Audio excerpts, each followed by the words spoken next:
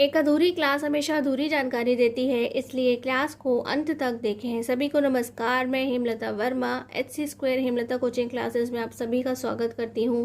प्यारे बच्चों, last class में हमने आपसे कहा था कि हम रेस्पिरेशन की इस डेफिनेशन को, यानी कि जो डेफिनेशन हमने लास्ट क्लास में लिखवाई थी, उसे इन जनरल क्यों कहा और उसे ही सबसे अच्छा क्यों कहा। तो चलिए हम इस पॉइंट को समझते हैं। तो प्यारे बच्चों, वी नो दैट, हम सब जानते हैं कि जो प्लांट्स होते हैं, कौन होते हैं? ये जो हमारे प्लांट्स होते हैं, यानी कि पेड़ पौधे होते हैं, वह क्या होते हैं? तो आप कहेंगे कि वो भी हमारी और आपकी तरह कैसे होते हैं? लिविंग होते हैं। कैसे होते हैं? लिविंग होते हैं, यानी कि जीवित प्राणी होते हैं।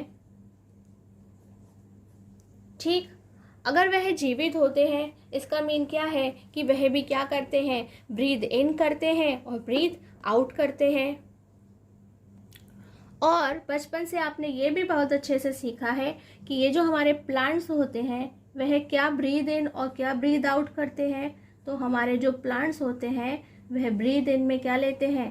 CO2। क्या करते हैं? CO2 लेते हैं, यानी कि वह CO2 को इनहेल करते हैं। प्यारे बच्चों, ब्रीद इन को और हम क्या कहते हैं? इनहेल करना, यानी कि ग्रहण करना।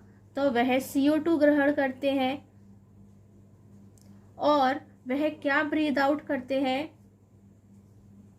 तो हम कहेंगे कि वह तो O2 ब्रीद आउट करते हैं, यानी कि O2 को एक्सेल करते हैं, यानी कि वह छोड़ते हैं।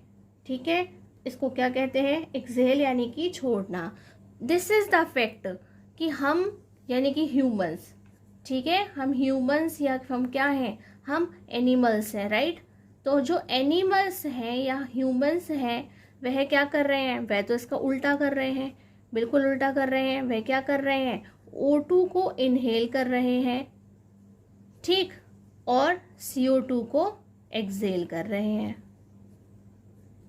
ग्रहण कर रहे हैं और छोड़ रहे हैं।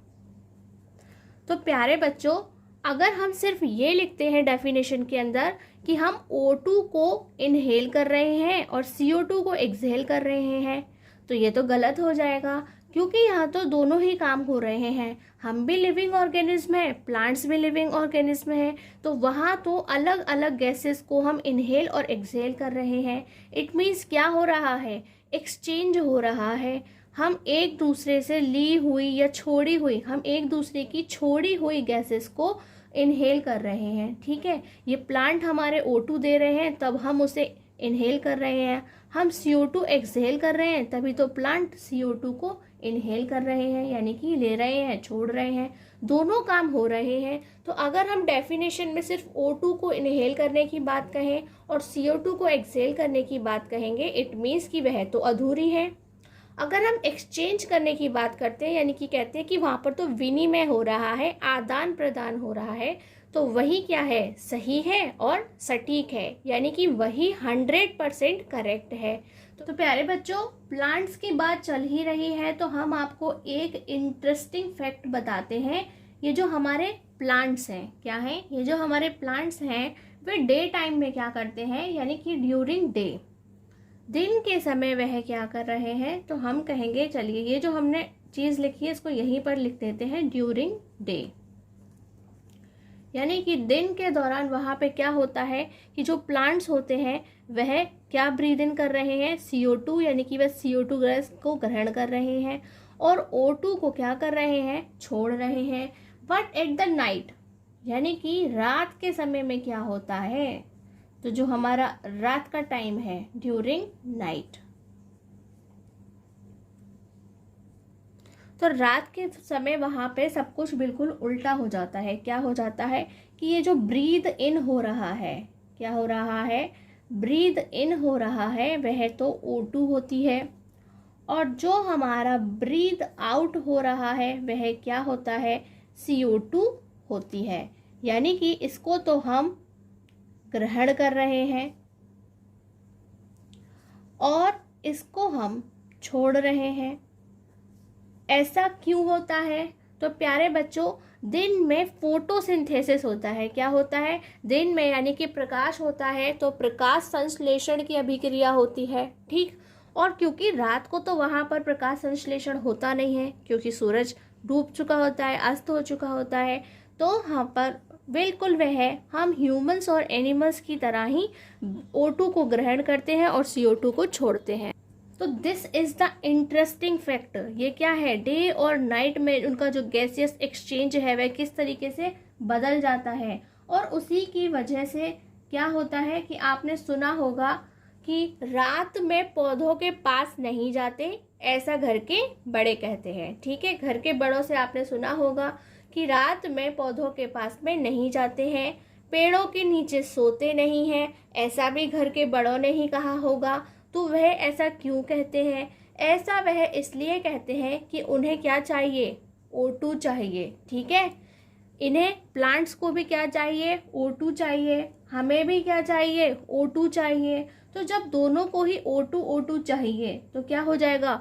O2 यानी कि ऑक्सीजन की कमी हो जाएगी। क्या हो जाएगी? लैक ऑफ ऑक्सीजन हो जाएगा, ऑक्सीजन की कमी हो जाएगी, कोई गैसियस एक्सचेंज नहीं होगा, यानी कि वहाँ पे CO2 और O2 का आदान प्रदान बिल्कुल नहीं होगा, विनिमय नहीं होगा। तो उससे क्या होगा? हमें घुटन महसूस होगी। क्या होगी? हमें घुटन महसूस होगी। इसलिए कुछ लोग र्यूमर्स उड़ाते हैं। र्यूमर्स यानी कि अफवाह। तो वह अफवाह उड़ाते हैं कि रात को पेड़ के नीचे सोने से भूत आ जाते हैं।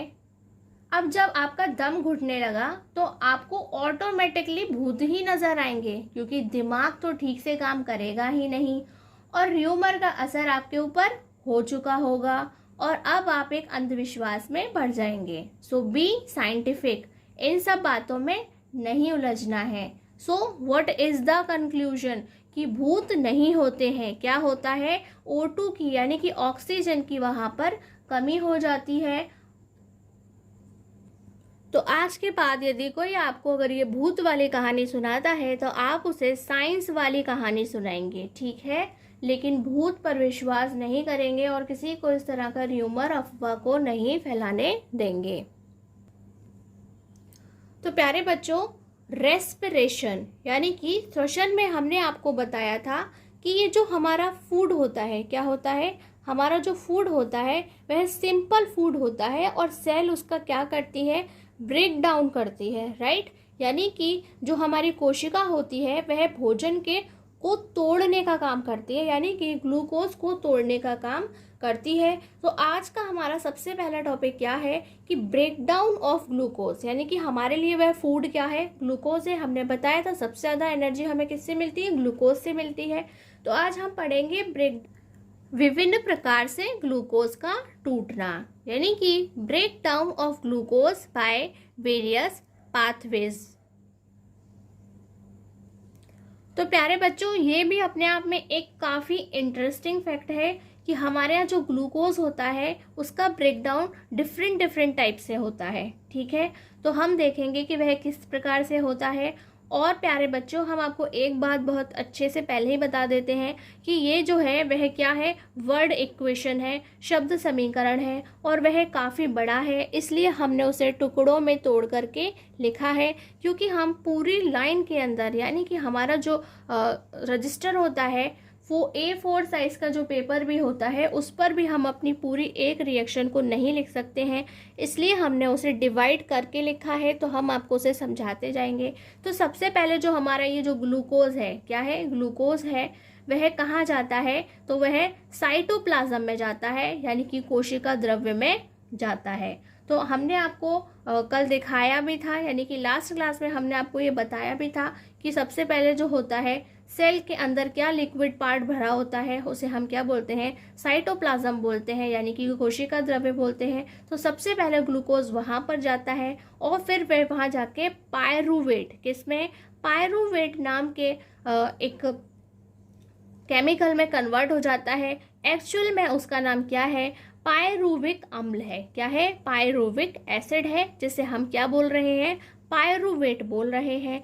तो जैसे ही और उसके साथ साथ जब ये कन्वर्ट होता है वहाँ जा कर के, तो वहाँ पे ऊर्जा निकलती है, यानी कि वहाँ पर एनर्जी निकलती है। तो कैसे पता चला कि ये टूट गया है? क्योंकि हम तो ब्रेक डाउन पढ़ रहे हैं, टूटने के बारे में पढ़ रहे हैं। तो प्यारे बच्चों, हम आपको बताते हैं कि ये जो ग्लूकोज है आपको अच्छे से पता है, इसका फॉर्मूला हम काफ़ी डिस्कस कर चुके हैं। तो जो ग्लूकोज होता है उसमें कितने कार्बन्स होते हैं? तो हम कहेंगे वहाँ पे कि उसमें तो 6 कार्बन मॉलिक्यूल्स होते हैं। क्या होते हैं?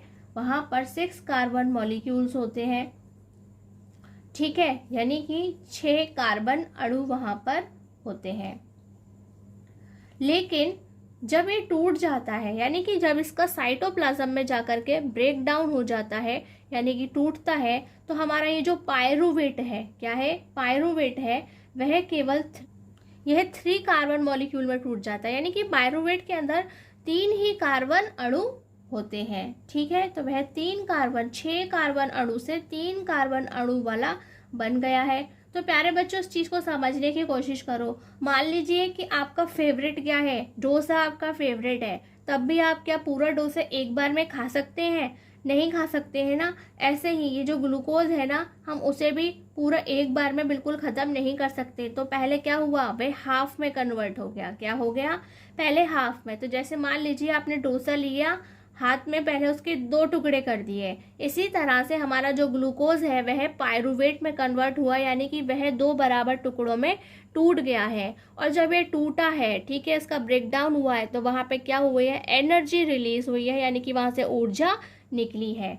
तो सबसे पहले कितने भी टाइप का ब्रेक डाउन हो, सबसे पहली रिएक्शन आपको यही देखने को मिलेगी कि वह हमेशा पहले पायरुवेट में ही कन्वर्ट होता है। अब यहाँ से 3 कंडीशंस बन रहे हैं। नाउ देयर आर 3 कंडीशंस, यानी कि अब यहाँ 3 परिस्थितियाँ बनती हैं। आगे जाके 3 परिस्थितियों को हमें पढ़ना है कि यहाँ सबसे पहले ऐसे ही होगा, फिर उसके बाद वह 3 किस किस अलग तरीके से टूटता है, यानी कि उसका ब्रेक डाउन होता है। तो प्यारे बच्चों, ये हमारी जो है वह फर्स्ट कंडीशन है, यानी कि पहली परिस्थिति है जहां हम देख रहे हैं कि ये जो पायरुवेट यहाँ से टूट गया है।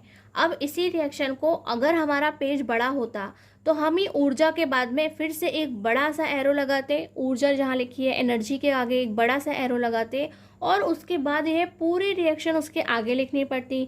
तो आप समझ सकते हैं कि आप एक ही बार में इस पूरे रिएक्शन को नहीं लिख सकते हैं। ठीक है, इसलिए हम यहाँ तक रिएक्ट करने के बाद में, यानी कि इतनी रिएक्शन हो जाने के बाद जब हमारा काम अगला यहाँ से होने वाला है, तो इस चीज़ को हम वापस यहाँ लिखेंगे और आगे की रिएक्शन को स्टार्ट कर देंगे। ठीक है, तो हमने अपना ये पायरुवेट जो यहाँ पर टूट गया था, ब्रेक डाउन हो गया था, उसे यहाँ पे ले लिया है। और हमारी फर्स्ट कंडीशन कहती है कि वहाँ ऑक्सीजन होनी चाहिए, यानी कि ऑक्सीजन की उपस्थिति में, प्रेजेंस ऑफ ऑक्सीजन, कि अब पायरुवेट को टूटने के लिए क्या चाहिए?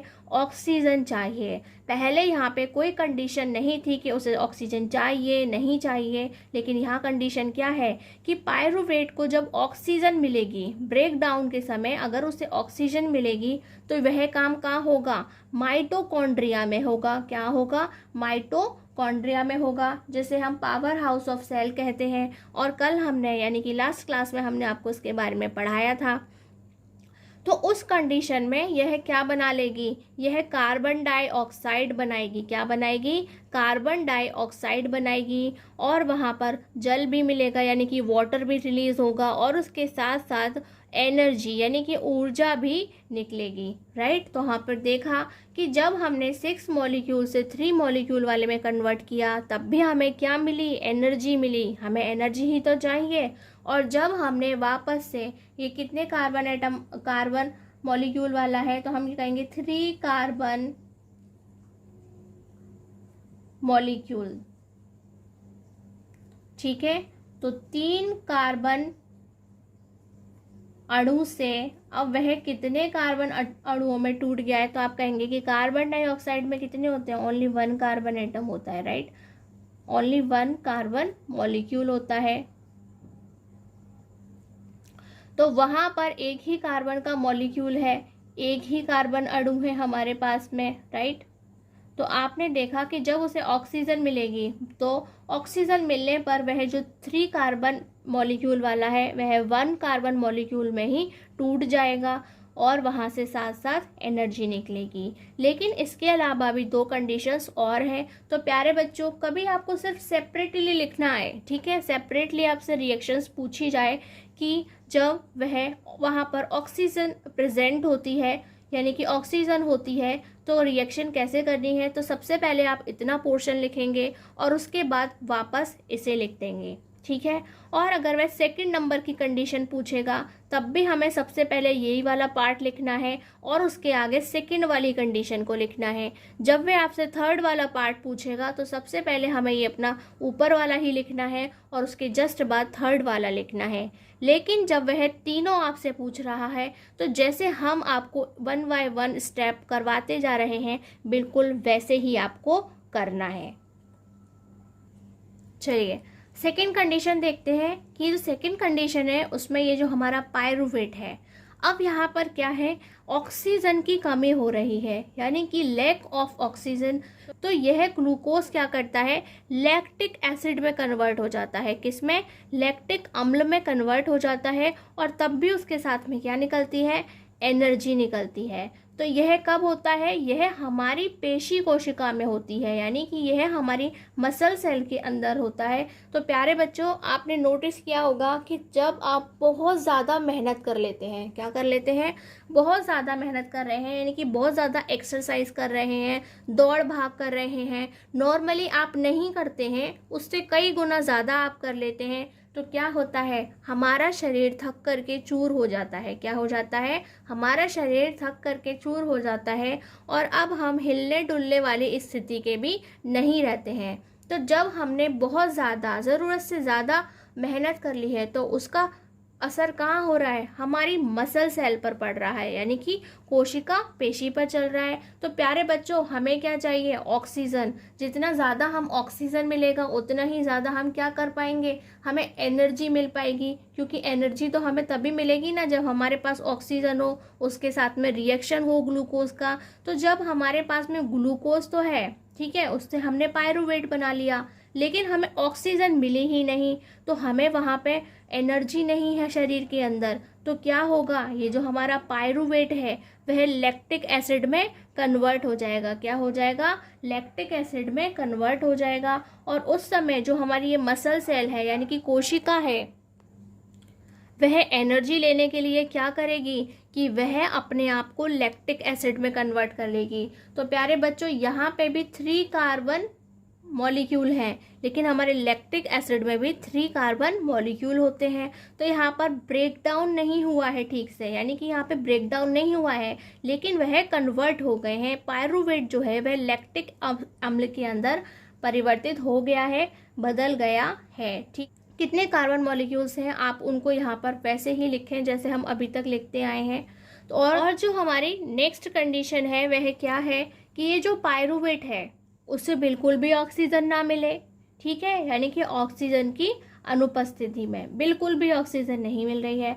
तो प्यारे बच्चों, ऐसी रिएक्शन कहाँ पर होती है, तो आप क्या कहेंगे, यीस्ट में होती है, यानी कि खमीर में कहते हैं। क्या बोलते हैं, इंग्लिश में हम उसे यीस्ट बोलते हैं और हिंदी में हम यीस्ट और खमीर दोनों ही बोलते हैं। तो प्यारे बच्चों, हम डोसा की बातें बहुत करते हैं, राइट। तो आपकी जो मैडम है पढ़ाते वक्त डोसा की बातें बहुत ज़्यादा करती हैं, जब भी यीस्ट की बात आती है तो मैडम डोसा ले आती हैं, ठीक है। तो ये जो डोसा है, आपने देखा कि हमें क्या करना पड़ता है, इसे ओवरनाइट सोक, पहले हम उसे सोक करते हैं और उसके बाद उसे ग्राइंड करते हैं और ओवरनाइट उठा करके रख देते हैं। तो हमने ओवरनाइट उसे उठा करके जो रख दिया है, वही उससे क्या होता है, उसके अंदर यीस्ट बन जाता है। क्या बन जाता है, खमीर बन जाता है। और वह कब होता है, जब उसे ऑक्सीजन नहीं मिलती है, ठीक है। तो ये एब्सेंस ऑफ ऑक्सीजन जब भी होगी तो वहाँ पे क्या होगा, ये जो हमारा पायरुवेट है वह यीस्ट में ऐसी रिएक्शन को दिखाता है और वह क्या बना रहा है,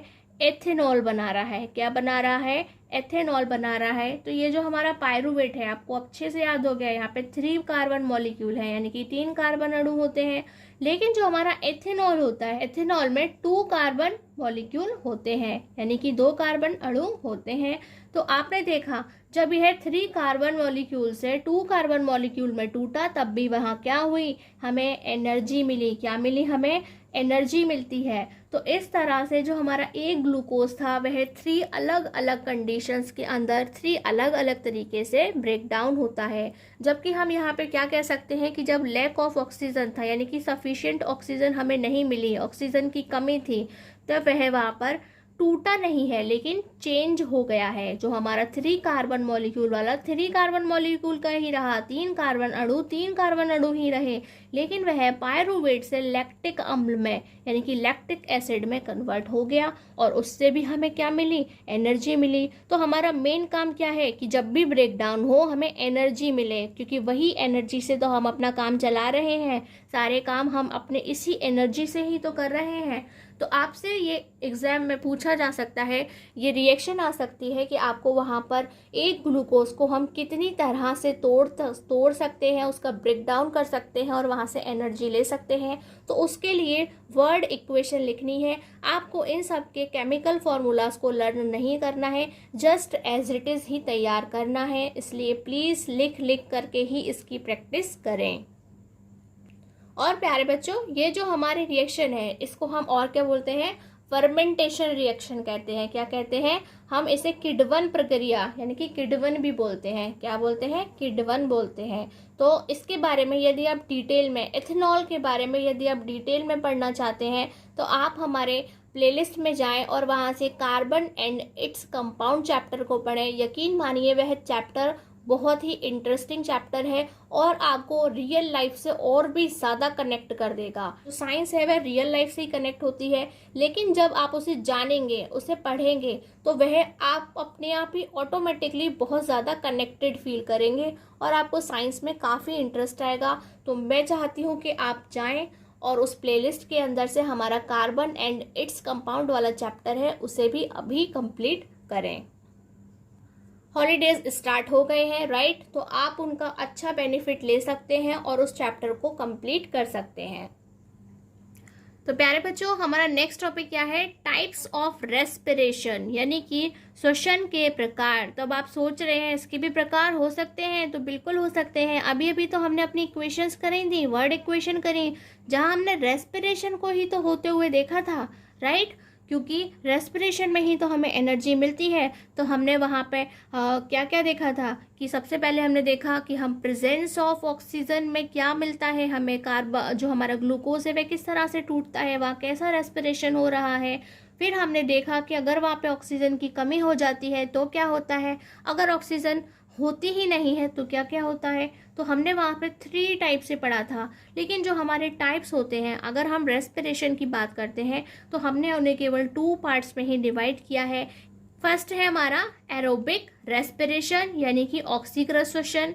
सेकंड क्या है? एनएरोबिक रेस्पिरेशन, यानी कि अनऑक्सीकृत श्वसन। इसे केवल 2 ही पार्ट्स में डिवाइड किया गया है, 3 पार्ट्स में डिवाइड नहीं किया गया है। तो फर्स्ट वाला हम देखते हैं। प्यारे बच्चों, हम आपके लिए बहुत ही इंटरेस्टिंग 6 पॉइंट्स लेकर के आए हैं रेस्पिरेशन के। ये काफ़ी इजी लैंग्वेज में लिखे कर तैयार किए गए हैं और हम काफ़ी ज़्यादा एग्जाम्पल्स भी लेकर के आपके लिए आए हैं। तो सबसे पहले हम देखते हैं, यह ऑक्सीजन की उपस्थिति में होता है, यानी कि जो हमने देखा था कि ऑक्सीजन प्रेजेंट थी, तो अब वह कौन सा रेस्पिरेशन कहलाता है? तो हम कहेंगे वह एरोबिक रेस्पिरेशन होता है, यानी कि ऑक्सीकृत श्वसन होता है। It takes place in the presence of oxygen. ये सबसे पहली कंडीशन हो गई, ठीक है, कि वहाँ ऑक्सीजन होनी ही चाहिए, तभी एरोबिक रेस्पिरेशन यानी कि ऑक्सीकृत श्वसन होता है। और यह ऑक्सीजन की अनुपस्थिति में होता है। It takes place in the absence of oxygen, यानी कि यह ऑक्सीजन की अनुपस्थिति में ही होता है, वहाँ ऑक्सीजन नहीं होनी चाहिए। तो हमारे जो एनएरोबिक रेस्पिरेशन है, अनऑक्सीकृत श्वसन है, यह उसकी फर्स्ट कंडीशन है, ठीक है, जो उसे बिल्कुल अलग करती है, यानी कि उनके बीच में एक डिफरेंस को क्रिएट करती है। सेकंड है ऑक्सीकृत श्वसन में भोजन का पूर्ण विघटन होता है, यानी कि अगर वहां पे ऑक्सीजन मिल रही है, complete break down of food occurs in aerobic respiration, यानी कि अगर एरोबिक रेस्पिरेशन होता है तो वहां पे जो ब्रेक डाउन होता है वह पूरी तरह से होता है। तो आपको अच्छे से पता होगा 3 कार्बन मॉलिक्यूल वाले को हमने 1 कार्बन मॉलिक्यूल वाले में तोड़ दिया था, पूरी तरह से तोड़ दिया था। ठीक है। अनऑक्सीकृत श्वसन में भोजन का आंशिक विघटन होता है, यानी कि वह और ज्यादा छोटे छोटे टुकड़ों में टूटता है, टाइम लेता है। Partial breakdown of food occurs in anaerobic respiration, यानी कि जब एनएरोबिक रेस्पिरेशन होगा तो वहां का होगा थोड़ा थोड़ा सा ब्रेक डाउन होगा। ठीक है, एक बार में इनकी तरह कंप्लीट ब्रेक डाउन नहीं होता है। अनऑक्सीकृत श्वसन में भोजन का आंशिक विघटन होता है। हमारा थर्ड पॉइंट क्या है? यह ग्लूकोज का पूर्ण दहन है। क्या है कि हमारा जो ग्लूकोज है उसका क्या हो रहा है? पूर्ण दहन। बेटा दहन क्या है? एक रिएक्शन का नाम है जिसे हम क्या बोलते हैं? कंबस्चन बोलते हैं, राइट। अगर आप हमारा carbon and its compound chapter पढ़ेंगे तो इसे वहाँ पर डिटेल में पढ़ने को मिलेगा। तो जो हमारा ग्लूकोज पूरी तरह से क्या हो रहा है? ब्रेक डाउन हो रहा है, उस रिएक्शन को हम क्या कहते हैं? कंबस्चन कहते हैं। क्या कहते हैं? कंबस्चन कहते हैं। It is complete combustion of glucose. और जो हमारा एनएरोबिक रेस्पिरेशन है, यानी कि जहाँ पर हमें ऑक्सीजन सफिशिएंट नहीं मिल रही है या फिर नहीं है, तो वहाँ पर क्या होता है? It is incomplete oxidation of glucose, यानी कि वहाँ पर जो कौन सी रिएक्शन हो जाती है? ऑक्सीडेशन रिएक्शन हो जाती है। तो प्यारे बच्चों, ये जो हमारा कंबस्चन या ऑक्सीडेशन है, दोनों के लिए ही कौन रिस्पॉन्सिबल होती है? O2। और आपको पता ही है कि ये जो पूरा रेस्पिरेशन है किस पे डिपेंडेंट है? O2 पे डिपेंडेंट है। कि O2 कितनी थी? जब ज़्यादा थी यानी कि कंबस्चन हो गया, पूर्ण दहन हो गया। लेकिन जब हमारे पास में कम थी या थी ही नहीं तो क्या हो गया? ऑक्सीडेशन हो गया, वहाँ पर उसका ऑक्सीकरण हो जाता है। तो यहाँ पे क्या है? इनकम्प्लीट है। ये क्या है? इनकम्प्लीट ऑक्सीडेशन इसे कहा गया है। चलिए, हमारा फोर्थ पॉइंट क्या है? यह है माइटोकॉन्ड्रिया में होता है। कहाँ होता है? हमारे माइटोकॉन्ड्रिया में होता है। It occurs in mitochondria. तो हम ये रिएक्शन में देख चुके हैं। अगर आपने रिएक्शन अच्छे से करे होंगे तो यह भी आपको जल्दी से पॉइंट्स याद हो जाएंगे। यह साइटोप्लाज्म में होता है। किस में होता है? It occurs in cytoplasm. ये हमारे साइटोप्लाज्म में होता है। नेक्स्ट है हमारा, इसके अंतिम उत्पाद CO2 व H2O है। यानी कि हमने वहाँ पे देखा था कि कार्बन डाइऑक्साइड और जल तैयार हुए थे एनर्जी के साथ में। तो and products are CO2 and H2O। वहाँ पर लास्ट में हमें CO2 और H2O प्रोडक्ट के रूप में मिलते हैं। इसके अंतिम उत्पाद, यानी कि हम एनएरोबिक के लिए पढ़ रहे हैं, अनऑक्सीकृत श्वसन के लिए पढ़ रहे हैं, इसके अंतिम उत्पाद अल्कोहल या लैक्टिक अम्ल हैं। तो प्यारे बच्चों, जब ऑक्सीजन की कमी हुई थी या ऑक्सीजन थी ही नहीं, उन दोनों को हमने कहाँ रखा है? एनएरोबिक रेस्पिरेशन में, यानी कि अनऑक्सीकृत श्वसन में रखा है। तो वहाँ पर हमारे अंतिम उत्पाद क्या बने हैं? अल्कोहल या लैक्टिक अम्ल बना है। एंड प्रोडक्ट्स आर अल्कोहल और लैक्टिक एसिड। लास्ट पॉइंट है हमारा, इसमें अधिक मात्रा में ऊर्जा निकलती है। तो आपने देखा था वहाँ पे क्या हो रहा है? पूर्ण दहन हो रहा है, इसलिए वहाँ पे एनर्जी भी ज़्यादा रिलीज होती है, यानी कि more amount of energy is released. और यहाँ पर हम देखते हैं इसमें कम मात्रा में ऊर्जा निकलती है, less amount of energy is released. तो प्यारे बच्चों, इसके अलावा अभी आपको इनके एग्जाम्पल्स भी लिखने हैं कि ये जो रिएक्शंस हैं, ये जो रेस्पिरेशन है यानी कि श्वसन है, एरोबिक और एनएरोबिक, ऑक्सीकृत या अनऑक्सीकृत, उनके एग्जाम्पल्स भी लिखने हैं कि यह कहाँ कहाँ पर होता है। तो प्यारे बच्चों, ये जो हमारा एरोबिक यानी कि ऑक्सीकृत श्वसन है, उसका सिर्फ और सिर्फ क्या है? एक एग्जाम्पल हमने लिखवाया है कि यह कहाँ होती है? मनुष्य में होती है, यानी कि ह्यूमन बींग्स में होती है। या फिर हम ये भी कहेंगे कि वह एनिमल्स में होती है, राइट, क्योंकि मनुष्य क्या है? एनिमल है, और हम भी इसी तरह से सांस लेते हैं, राइट। और जो हमारा एनएरोबिक रेस्पिरेशन है, अनॉक्सिक रेस्पिरेशन है, उसके एग्जाम्पल्स क्या है? यीस्ट। हमने आपको पूरी वर्ड इक्वेशन कराई है। इसी के साथ साथ हमारे जीवाणु भी जो हैं क्या है? बैक्टीरिया।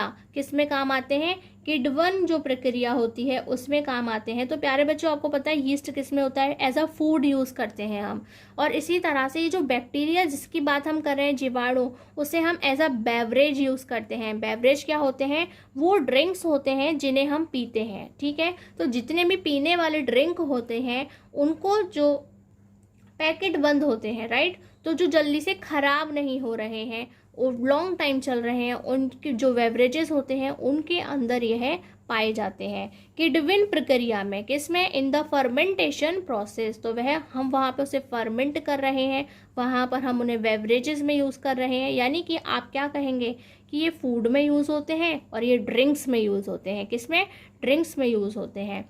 नेक्स्ट हमारा क्या है? जंतुओं की पेशियों में लैक्टिक अम्ल बनने पर। जैसे कि हमने आपको बताया था ना, हम भी क्या हैं? हम भी जंतु हैं। ठीक है, तो हमने देखा कि जब हमने बहुत ज़्यादा काम कर लिया था, एक्सरसाइज कर ली, तब हमारे जो मसल्स में पेन हो रहा है वह तब क्या होता है कि वहाँ पर हमारा एनएरोबिक रेस्पिरेशन यानी कि अनऑक्सिक रेस्पिरेशन स्टार्ट हो जाता है और वहाँ पे लैक्टिक एसिड बनना शुरू हो जाता है। फलों की भित्ति कोशिकाओं में, यानी कि जो हमारे सेल्स होते हैं, किसके? जो फ्रूट के सेल्स होते हैं, वहाँ पर जो उनकी आउटर कवरिंग होती है, in cells of outer covering of the fruit, यानी कि जो हमारे फ्रूट्स होते हैं उनके ऊपर का जो कवर होता है उनके अंदर भी क्या होता है? एनएरोबिक रेस्पिरेशन होता है।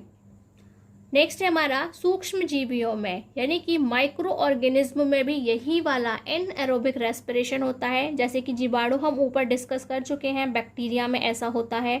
और इसके साथ साथ जो हमारा कवक है यानी कि जो फंगी है, वहाँ पर भी यही वाला रेस्पिरेशन होता है। तो अगर आपसे एग्जाम्पल्स पूछ लिए जाएं कि कौन कौन से ऑर्गेनिज्म हैं जहाँ पर एनएरोबिक रेस्पिरेशन देखने को मिलता है, तो अब आप उनके बारे में लिख सकते हैं। और एरोबिक रेस्पिरेशन कहाँ होता है तो आप उसका एग्जाम्पल भी दे सकते हैं। और प्यारे बच्चों, आपसे इतने सारे अगर एग्जाम्पल्स लर्न भी नहीं होते हैं तो एटलीस्ट आपको स्टार्टिंग के तो वैसे ही याद हो जाएंगे, क्योंकि हम रिएक्शन कर चुके हैं।